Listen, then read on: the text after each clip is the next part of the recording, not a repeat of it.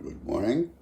It's I think 2 o'clock in the morning here in my place. And ang pag-uusapan po natin ngayon is, oops, pasensya na kayo sa attire ko. Anong tawag dito? Simon Cowell attire. Kung kilala niyo si Simon Cowell na one of the principal judge of the singing contest ng America's Got Talent, X Factor, British Got Talent, something like that. Anyways, ang subject matter po natin ngayon na kung gaano ka-importante to have a coach. Napaka-importante, paano po tayo matututo or mag-aral or whatever, or the guidance of magtanong from a coach of whatever specialty you would like to go to indulge in. So, ganun na. Most so depending on you want to be a leader, you want to be, in general, I'm a life coach. So, ako po tungkol sa buhay-buhay and all those things, and depende.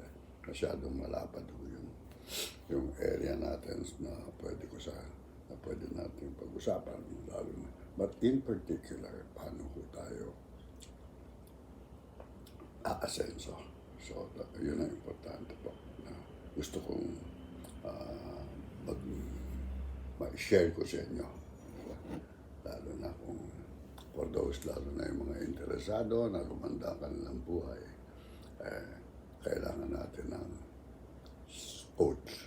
No? Sino yung mga pwede natin. Most of the time, kailangan lang natin na maging nakafocus kung sino ba pwede nating lapitan, di ba?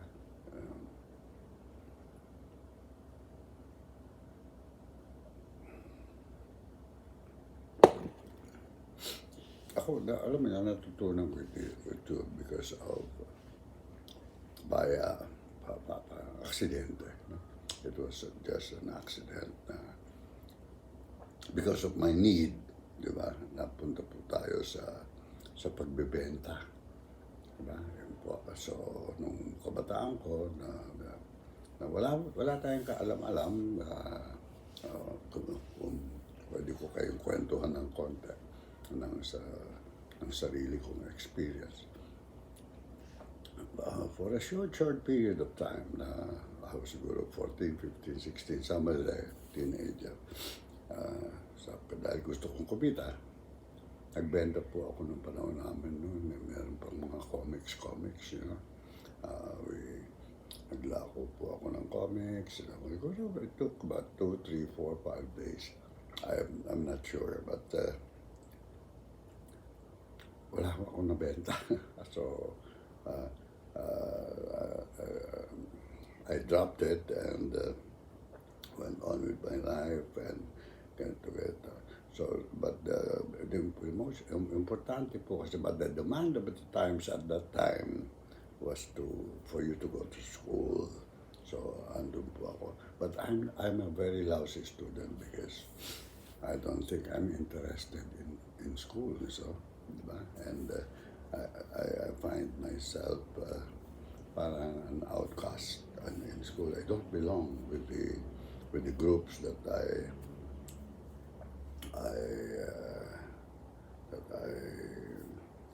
met in San Sebastian. No? So, dito, innocently, andito ako sa Our Lady of Loreto, na sabi, wala naman tayong alam lahat yan. So, you don't know about social interaction and all these things. But yung high school na, medyo meron na, no? Pero then, you see that sometimes you want to belong, but you don't fit in. So, okay lang. So that's what happened. And then later on, so andun pa rin yung need. So I went to I asked my uncle if I can get a job in this bookstore, diba? And it's a summer job. So after less than 2 months, andun ako. Then after a while, siyempre, sabi niya, you have to go dahil tapos na yung summer, no? Pagdating kasi ng school days, yung mga bookstore noon, wala na masyadong negosyo. But before the opening of classes, andun yung negosyo. So, but then they have they have books to sell on the ground. So, meron sila mga law books. So, I tried selling the law books. Punta ako dun sa Ateneo, dyan sa Padre Faura. Lalatag ako ng ng papel. Kasi pwede ko naman, ingatan ko lang yung mga libro. Diba? So, naglalako ako. I don't know whether I was able to sell, but I don't think so. Mukhang hindi rin ako nakabenta. So, but then, there's these books for policemen. Yung mga kukuha ko ng I don't know if they call it a board exam or licensure exam for policemen. So there's review books. Yun, nagbenta naman ako dyan sa may city jail na dyan yung presinto ng headquarters o ng police. So doon nakabenta yata ako. Doon ako nakabenta ng isang libro. Tapos I cannot forget this na ang commission ko po 10 pesos. No? Pero that time, and then compared it today, comparing it with today, it's I believe siguro mga 150 to 200 pesos ang value nung or what yung purchasing power nung commission ko yun. No? So that's my first commission that I can remember and cannot forget. Diba? So ganun. So let's fast forward. After marami ring story and all this, I landed a job. Napunta po ako sa kotse, no? So, hindi rin pala ba. I thought it was medyo glamorized, medyo kotse, diba? Ganun. So, I even begged my uncle to let me learn how to drive because kotse ito, baka sayang yung opportunity. So, then, because of my, siguro my appearance, I look very potential salesman. Diba? Na tingin nila may pag-asa ito na makabenta ng matindi, ng maganda. So, anong nangyari? So, I was accepted and maganda nito, there was a success motivation training program. So, meron kaming, nung araw merong recording, no? It's yung long playing na 33, makikinig ka ron, what are instructions, mga tips on how to, and then, yung training program, binagsak kami sa eskolta, which was the main, the Makati before of my time. Yun yung Ayala dati, yung eskolta now is under mga negosyo and all those things. So we knock on doors on offices and ganito. Pag titignan mo, it's suntok sa buwan para makabenta ka ron. But I don't regret it because it's a very good experience. Eventually later on, parang it gave me experience and it's added to my self-confidence. So that's why. So, pero to cut a long story short, hindi po rin ako nakabenta for more than a year. And I almost, ayoko, hindi lang almost, I said no more.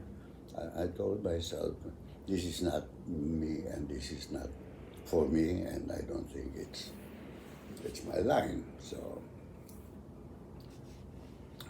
tumigil na po ako. So, but then I stayed home. I went home and I told my dad, my tatay, so bigyan mo na lang ako din ng konting allowance dyan kasi ayoko na. Okay naman yung tatay ko, so pinagbigyan niya ako. Pero after a few days,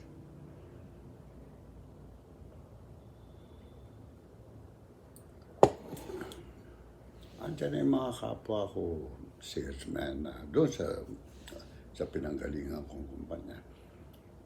Sabi na kanina, nakasama ka na sa amin, saan? Sa another company, natanggap na tayo, binanggit ka namin and all these things. Ano nabagit niyo sa akin? Yung pala, naghahanap sila ng salespeople na galing doon because they knew na merong sales training program. Kaya doon sila interesado. So, ang tingin nila, medyo itong mga kami na kahit na hindi pa nakabenta siguro, alam nila, na-train. Diba? We were trained to so, ang paniwala siguro doon, kailangan lang ng konting experience at it will materialize. No? So, after a lot of convincing, sabi ko, sige na nga, wala namang mawawala ulit. So I joined them again for another try of in sales. So ando na kami. So tanggap na kami, totoo, no? Tatanggap na kami and all these things. Pero it took me another 3 months pa na, alam mo na, pagpagod ka na, pud na yung sapatos mo na, di ba? Na trying to sell at least one, again, sabi ko, talagang hindi ito akin. So, gusto ko na sanang mag-resign. Mag-resign na ako. I made up my mind to that I will, this is not gonna be my line, and magkahanap na ako ng ibang trabaho siguro or whatever. So, but before I was able to decide, after 3 months, andiyan na yung doon sa dati naming company, meron kaming, this is the story, meron kaming security guard na inabot ko siya, salesman na. But he started as a security guard, diba? And since ganun din, andun yung need, at saka as a security guard, assign niya ata sa gabi. So, at yung aming display area or display room, open ho yun eh. So, hindi siya nakabukas. Nung araw, safe pa eh. Walang masyadong mga magugulo, masamang tao. So, andun lang siya. So, people drop and look at the cars. Di ba? Yung parang kahit ba window shopping lang o tingin-tingin lang. So, and he started entertaining these people. So, siya yung nakikipag-usap sa tao, mga may questions, magkano, ganito. Until ginagawa niya, namimigay siya na, ang ginawa niya, nanghingi siya ng, hihingi niya pangalan, tapos anong ginawa niya, meron isang salesman din na, siguro, I don't know, kung sino man salesman yung mga kausap niya. Kinuha niya yung mga, humingi siya ng mga calling card, yun ang binibigay niya doon sa mga customers. Tapos kung medyo magkatuluyan, nagkabilihan, siyempre, inaabutan na lang siya. Meron siyang cut doon sa komisyon, no? Diba? And because of that, sabi niya, nag-isip din siya to try it on his own. So, nag-resign din siya sa trabaho as security guard. And then, nag-ano na siya, nag-salesman siya. Diba? Ganito. Alam mo, after again, fast forward po tayo. After a while, and even before I met him, he became one of the top salesmen na nung kumpanyang yon, no? So, pati yung mga top, katapat na rin niya. Pero ito yung mga pagtingin mo palang real salespeople. Pero ito, talaga makikita mo mukhang medyo kengkoy lang siya, pero gano'n. Pero ang galing niya magbenta. So anyways, that's the person I'm trying to introduce to you, because when I decided not to continue with selling anymore, or car selling for that matter, biglang, ayan na siya, sabi niya. Oh, sabi ko, his name is Romy. Oh, Romy, ano? Oh, bakit? Lilipat ako rito. Oh, sabi ko, good. Kasi tama-tama, paalis na ako. Sabi ko, bakit? Sabi niya, bakit? Bakit ka maalis? Wag ka pare, hanggang ngayon, wala pa rin akong benta. So, gano'n. Sabi naman niya, I don't know what got into him, sabi niya. Wag kang aalis. Give me 1 month. You join me, sumama ka sa akin for every day for 1 month. And then you decide. You learn from me, sabi niya. Sabi ko, what? Ito na naman tayo, pero what's another month, di ba? So I decided, sige na, to give it another go for 1 month with him. So yun na. So ayun na. Napunta na kami sa, everyday, lakad-lakad kami, ganito. Tapos pinanonood ko siya, how he does things, paano. Sabi ko, wow, ganito pa rin to, galing nitong walang yan to. Pero, it's more of, tawag dito, yung sipag, di ba? More of sipag than galing, no? Pero, and then, yung guts ba? Yung kapal na mukha. if I will translate it into Tagalog, yung guts, di ba? Pwede siguro. So, ganun. So, after a while, sabi niya, okay, this is one of your biggest tests. Ito, may pupuntahan tayo. Pagdating natin doon, ikaw magsasalita. Di ba? Pero pag ako ang titira nito, sabi niya, sa akin, siguradong benta. Kita mo, ganun katindi, ganun niya, ang confidence niya. No? Sabi ko, sige. So, punta kami. So, he introduced me to the customer, So, ako nagdadaldal. Diba? We were selling a second-hand car. Sabi niya, ganun. So, sabi na, sige, okay, I'm interested. Sabi ng tao, ganun. So, what do we do? Sabi ko, ito, pakipirmahan niyo po itong, tawag doon, car order, no? Diba? You order the car. And then, so then we will process. Tapos, ganun. And then, kung pwede po, bigyan niyo ako ng deposito. Sabi naman ng customer, pirmahan ko na lang yan, pero tsaka na yung deposito, pero kukunin ko naman eh. Sabi niya. Ako naman, sige po. Okay, so pinirmahan. And then, nagpaalam na kami. Pag-alis namin, sabi nung medyo malayo-layo na kami ng konti, sabi ni Romy, parada mo yan. Parada mo yan ang kotse. Sabi niya, bakit? Ano nangyari? Sabi ko, ito, nakumpirma na.